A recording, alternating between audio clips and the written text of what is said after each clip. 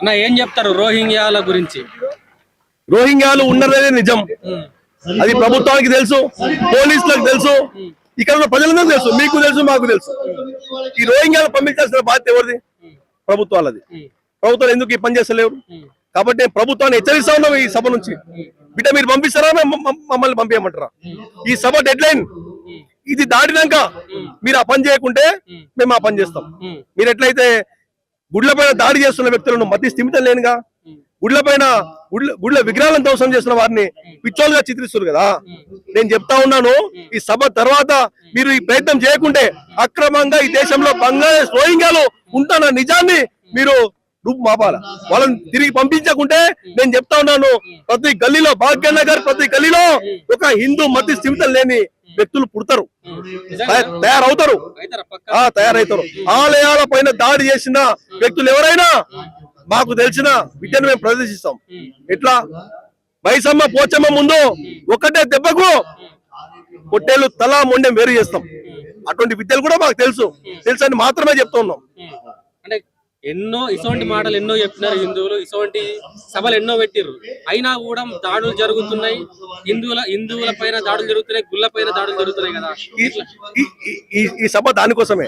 ఈ సభ ఎవరికో వ్యతిరేకంగానో, ఎవరికో బెదిరించడానికో, ఎవరినో భయభ్రాంతులకు గురి చేయడానికో కాదు.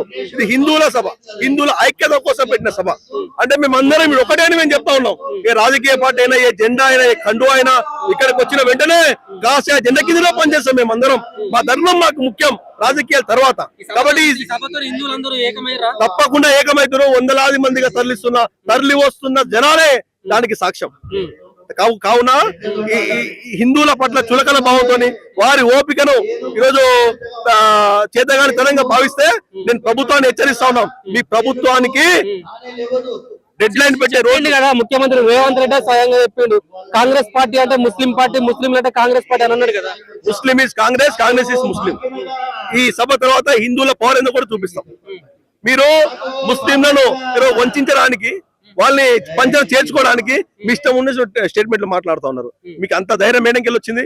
కేవలం ఓట్ల కోసమే ఈ ప్రభుత్వం ముస్లిం రోహింగ్యాలను ఈరోజు ఇక పెంచి పోషిస్తున్నదా? అట్లయితే బెంగాల్లో మమతా బెనర్జీ ఎట్లయితే పోషిస్తున్నదో ఇక రేవంత్ రెడ్డి లేకుంటే ఓవైసీ ఎవరు పోషిస్తా ఉన్నారో ఈరోజు మనందరం చూస్తా ఉన్నాం. అక్కడ బెంగాల్లో మమతా బెనర్జీ పని ఎట్లయిపోతుందో ఆ తర్వాత మేము వీళ్ళ పని కూడా పట్టే ప్రయత్నం చేస్తాం. 2034 వరకు నేనే సీఎం ఉంటా అంటున్నాడు కదా రేవంత్ రెడ్డి గారు. 2034 వరకు హోల్ సిటీగా, లేకుంటే రోహింగ్యాలకా సీఎం అయినా, ముస్లింలకా, ఎవరికి సీఎం కొడక? ఈ రోడ్డు పైకి వస్తే ఇదే హిందువులు గాలికి కొట్టుకుపోతారు రేవంత్ రెడ్డి మరి వారి ప్రభుత్వం. ఆయన రేవంత్ రెడ్డి ముఖ్యమంత్రితో పాటు ఆయన హోంమంత్రి. ఏం చేసిండు హోంమంత్రి 2 సంవత్సరాలుగా? శాంతి భద్రతల పైన ఈ దేశంలో, ఈ రాష్ట్రంలో, భాగ్యనగర్ లో ప్రతి గల్లీలో ల్యాండ్ జిహాద్ జరుగుతా ఉంది, లవ్ జిహాద్ జరుగుతా ఉంది. ఈరోజు బిజినెస్ చేస్తా ఉన్నారు వాళ్ళు రోడ్డు పైగా బహిరంగంగా వచ్చి, ధైర్యంగా వచ్చి. అటువంటి ధైర్యం ఎవరు ఇచ్చిరు? నువ్వు హోంమంత్రి కదా, నువ్వు చిటికేస్తే అన్ని విషయాలు నీకు నీ టేబుల్ ముందు ఉంటాయి కదా. ఎందుకు ఈ పని చేస్తలేవు? ఈ భాగ్యనగర్ రక్షణ మీకు అవసరం లేదా? తప్పకుండా వీటన్నిటిపైన ప్రతి ఒక్కరూ మేము ప్రశ్నిస్తా ఉన్నాం. ఈ ప్రభుత్వం ఇప్పటికైనా మారకుంటే ప్రభుత్వాన్ని మార్చే బాధ్యత మాది. రోహింగ్యాలు మన దేశంలో పట్టిన పీడ. మన తెలంగాణకైతే ఏమి, ఆంధ్రాలో కూడా రోహింగ్యాలు ఎంతమంది చొరబడినారు తెలుసా? ఆ రోహింగ్యాల వల్ల ఎటువంటి ఇబ్బందులు కలుగుతున్నాయంటే వాళ్ళ పాపులేషన్ పెంచుకుంటున్నారు. వాళ్ళు పాపులేషన్ పెరిగితే ఏమవుతుంది? ఒకప్పుడు బంగ్లాదేశ్ లో ఎంతమంది ఉన్నారు హిందువులు, పాకిస్తాన్ లో హిందువులు ఉన్నారు. ఈ రోజు అరాచకాలు జరుగుతున్నాయన్నా. అంత అరాచకంగా ఎంత హిందూ బిహేవ్ చేస్తున్నారు. వాళ్ళ మత ప్రచారాలే దరిద్రంగా ఉంటాయి. వాళ్ళ బుక్స్ లోనే రాసుంటది ఇతర మతాల వాళ్ళని హింసించండి అని.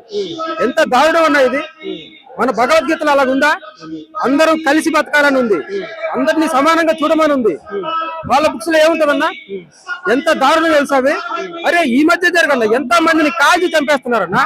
కనీసం మానవత్వం లేదా మనుషులకి? అంత మానవత్వం లేని మతం ఎందుకన్నా మతం చెప్పండి?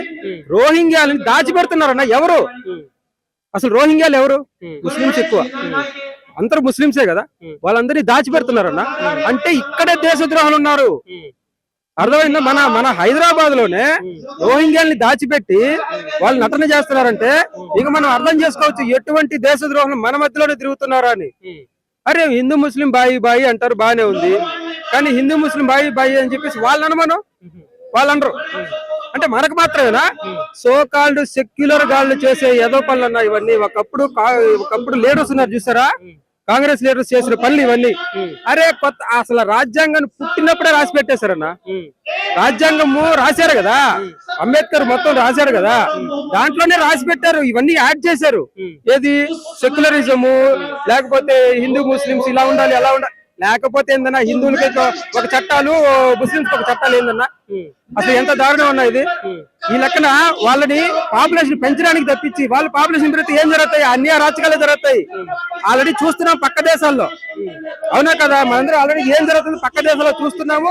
అవి చూస్తూ కూడా మనం ఇంకా సిగ్గు తెచ్చుకోకపోతే ఎందుకన్నా ఈ జీవితాలు అన్న మనకి నెక్స్ట్ జనరేషన్ లేవు. ఇలాగే మనం సెక్యులరిజం కూర్చుంటే తర్వాత జనరేషన్ లేవు. ఒకటి పిల్లల కంటే మానేసేయండి, లేదా రియలైజ్ అవ్వండి. హిందువులందరూ కలిసి కట్టుగా ఉంటేనే నెక్స్ట్ జనరేషన్ కాపాడుకోవడానికి కుదురుతుంది.